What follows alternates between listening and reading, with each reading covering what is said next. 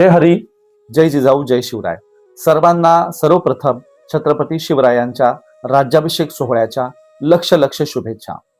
शिवरायांनी 6 जून 1674 रोजी रायगडावर अत्यंत उत्साहात हजारो लोकांच्या उपस्थितीमध्ये, हजारो मान्यवरांच्या उपस्थितीमध्ये आपला राज्याभिषेक सोहळा केला.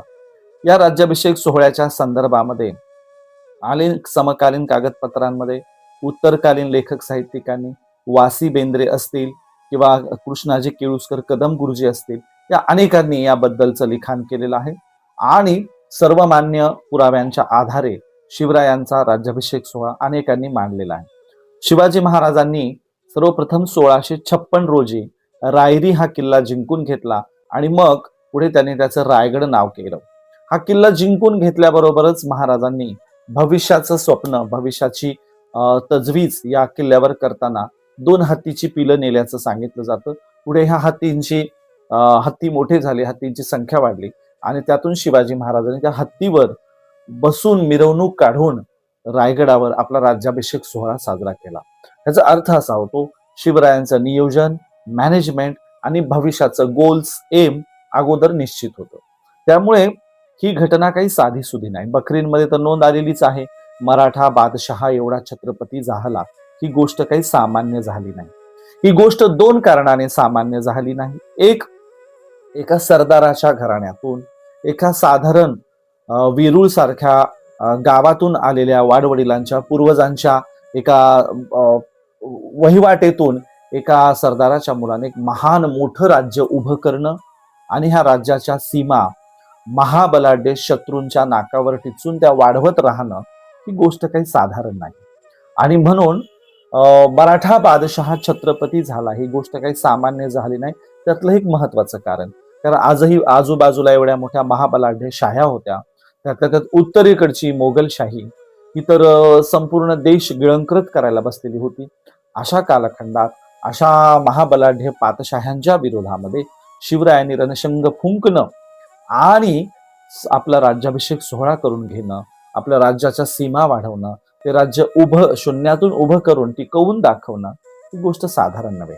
तुम्हाला अगोदर तर माहिती आहे, शिवाजी महाराजांना 1/4 हे सगळं राज्य वापस द्यावं लागलं. तो प्रसंगी आपले चिरंजीव युवराज छत्रपती संभाजी महाराजांना ओलीस ठेवावं लागलं होतं. असं त्यावेळेला परिस्थिती निर्माण झालं होतं की आता हातात काही राहिलेलं नाही. पण पुन्हा गेलेलं स्वराज्य पुन्हा मिळवून, पुन्हा त्याच्या सीमा वाढवून महाराजांनी आपला राज्याभिषेक सोहळा केला. म्हणून ही गोष्ट सामान्य झाली नाही. आणखीन एक त्यातला दुसरा मुद्दा, जसं परकीयांच्या विरोधात महाराज लढले, तसंच स्वकीयांच्या विरोधातही त्यांना लढावं लागलं. त्यातल्या त्या धर्मसत्तेच्या विरोधातही महाराजांना अनेक वेळा संघर्ष करावे लागले. प्रस्थापित धर्मपुरोहितांचं आणि महाराष्ट्रातल्या कर्मठ सनातनी ब्राह्मणांचा महाराजांना विरोधच राहिलेला आहे. महाराज शाहिस्तेखानाच्या हातून संपावेत यासाठी वाईला कोटीचंड यज्ञ केल्याचं पुरावे आहेत, दाखले आहेत की कोटीचंडी यज्ञ महाराजांच्या विरोधकांच्या बाजूनी हा यज्ञ करण्यात आला होता. एवढंच काय, राज्याभिषेक सोहळ्याच्या वेळेला शिवाजी महाराजांना अनेक प्रकारे विरोध झाला. मुळात राज्याभिषेक सोहळ्याला परमिशन दिली गेली नाही. परमिशन म्हणजे महाराजांना कोणाची काय परमिशन घ्यायची गरज आहे. पण धर्मपुरोहितांचं म्हणणं होतं की ज्या दिवशी नंद घराण्याचा अंत झाला त्या दिवशी क्षत्रिय संपले. कलियुगात 2च वर्ण आहेत, ब्राह्मण आणि शूद्र. त्यामुळे तुम्हाला राजा होता येणार नाही. अशा प्रकारची सगळी आवई उठवली गेली आणि महाराष्ट्रातल्या कोणत्याही जिल्ह्यावरच्या धर्मपुरोहितांना ही बंदी घातली गेली. महाराजांच्या मावळ्यांनी काशीवरून गागाभट्टाला पाचारण केलं. गागाभट्टाने अनेक प्रकारच्या गोष्टी पुढे ठेवून, खर तर पुढच्या काळात या गोष्टीला ते तडजोड म्हणायला लागले. तात्पुरतं क्षत्रियत्व दिलं असंही ते म्हणायला लागले. परंतु गागाभट्टाच्या पुढाकाराने शिवाजी महाराजांचा हा राज्याभिषेक सोहळा झाला.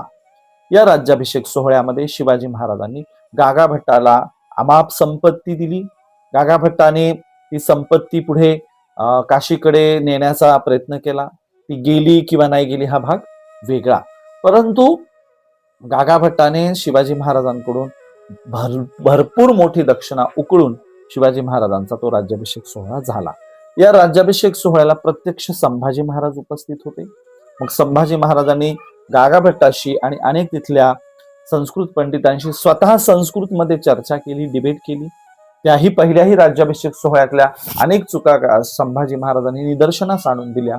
आणि मग शिवरायांनी पुन्हा 3 महिन्यानंतर साधारण 3.5-4 महिन्याच्या त्या कालावधीत नवरात्र उत्सवातल्या ललित पंचमीला मध्यरात्री दुसरा पुन्हा राज्याभिषेक सोहळा केला.